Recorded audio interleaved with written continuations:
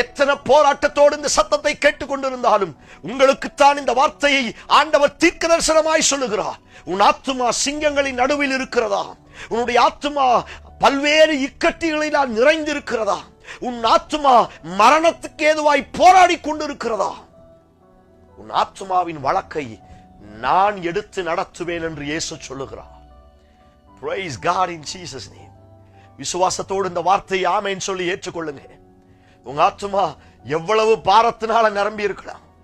பல வருஷமா இந்த ஒரு காரியம் ஆத்துமாவுக்குள்ள சொத்துரம் அது அதிகமாய் வேதனைப்படுத்திக் கொண்டிருக்கு. நான் சொல்லுகிறேன், எத்தனை வருஷ பிரச்சனைகள், எத்தனை மாத வழக்குகள் உங்கள் ஆத்துமாவில் இருந்தாலும் அத்தனை வழக்கையும் வழக்காடுகிற கர்த்தர் எழுப்பி நடத்த போகிறார்.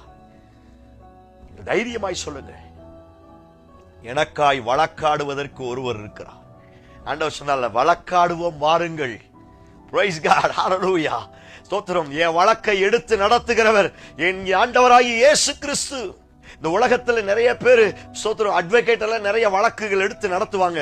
அவங்க எடுத்து நடத்துகிற ஸ்தோத்திரம் அந்த வழக்கு ஒருவேளை ஃபெயிலா போகலாம். ஆனா நீங்களும் நானும் ஆராதிக்கிற நம்முடைய ஆண்டவராய் இருக்கிற இயேசு கிறிஸ்து எனக்காய் எடுத்து வழக்காடுகிற எல்லா வழக்கும் எனக்கு ஜெயத்தை கொண்டு வரும்.